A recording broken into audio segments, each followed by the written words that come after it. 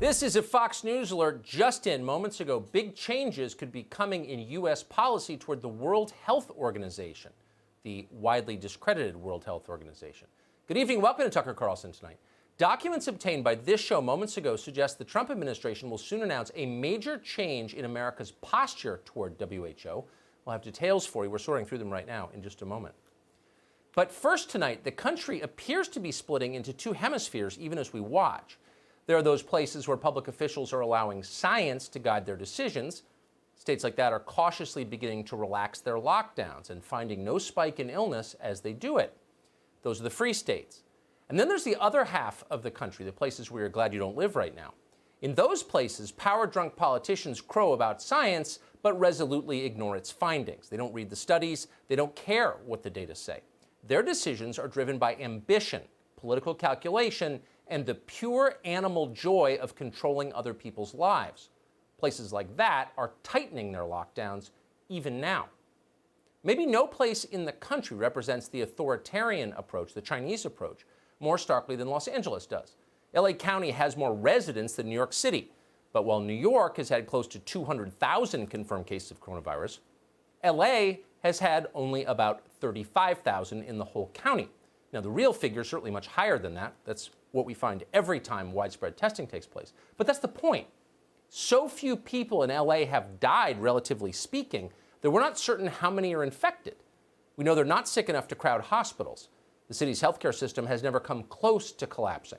In Los Angeles, the curve is now flat, and it has been flat for weeks. It could reopen tomorrow, and it should reopen, and it would if its leaders were following the science. But it's not reopening. Just the opposite is happening. Los Angeles Mayor Eric Garcetti has now extended the lockdown through the end of July. That means at least 2.5 more months of it. He's using law enforcement liberally to make certain that his citizens obey his orders. Police say they brought criminal charges against at least 60, quote, non-essential businesses for the crime of going to work. Countless other businesses have shut forever. They're not coming back. The citizens who remain stuck in Los Angeles are effectively hostages of the mayor. Garcetti has demanded that anyone who goes outside for any reason, as the heat rises in LA, must wear a mask. It goes without saying there is no science to back up this order or any of Garcetti's so-called health decisions. In fact, it's possible that requiring masks outside will not prevent a single person from being infected in Los Angeles. But Garcetti doesn't care. Anyone who disobeys this order will be punished. It's nuts, but it's just the beginning of Eric Garcetti's thoroughly bizarre restrictions. The more you know, the weirder it is. Watch, for example, as Garcetti explains that anyone who goes to the beach must make certain not to touch dry sand. Wet sand is fine. Dry sand is now illegal. Beaches will open up this week for exercise and active recreation only. In the wet sand, I guess is a good way of thinking about it, not hanging out and tanning in the dry sand. What's the science behind this? Once again, of course, there is none. None. This isn't reasoned, thoughtful policymaking. It's the expression of an autocrat who decided he must look tough by doing something or he won't get elected president, which has always been Eric Garcetti's primary goal. It's scary if you think about what this means. It means that America's second largest city has fallen under the total control of a neurotic megalomaniac who is terrified of dry sand. Eric Garcetti's personal phobias are now law in Los Angeles. It makes you think of the final days of Nicolae Ceausescu in Romania, ranting at his subjects from the podium, imposing his strange obsessions on a helpless population. It would not be surprising to learn that Eric Garcetti is a compulsive hand washer with a very strange personal life. Guys like this are always the same once you scratch the surface. So how long will Los Angeles have to live like this? Possibly forever, Garcetti announced this week.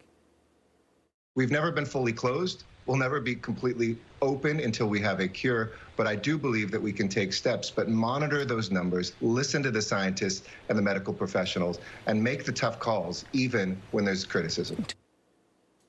Yeah, this can't go on. It's too crazy. Now, you may mock Los Angeles, and in some cases it's deserved. There are some flaky people who live there. Barbra Streisand's in Malibu. But there are also an awful lot of normal, decent people in Los Angeles, millions of them. And some of them understand where Eric Garcetti is taking them and their city, and they've had enough.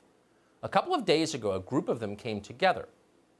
It's totally bipartisan. Some of them are well-known liberal Democrats, some are conservative Republicans and have been all their lives. Others are labor leaders, middle-class voters. The one thing they all have in common is the dead certain knowledge that Mayor Eric Garcetti is poison. He's hurting their city, he's hurting their families. Garcetti has allowed tens of thousands of mentally ill drug addicts to live on Los Angeles sidewalks and under overpasses. If you've been there recently, you know. He's also tolerated flagrant corruption in his own administration. Now he shut the entire city down simply because he feels like it. This group of citizens is going to try and bounce Eric Garcetti from the mayor's office. And they can. Under California law, politicians can be recalled by voters. You remember that Californians did it to their governor, Gray Davis, 17 years ago. It worked. Now, recall petition in California requires 330,000 signatures. And that, unfortunately, is where Eric Garcetti has the advantage. Thanks to Garcetti's extended shelter-in-place orders, citizens are not allowed to gather these signatures.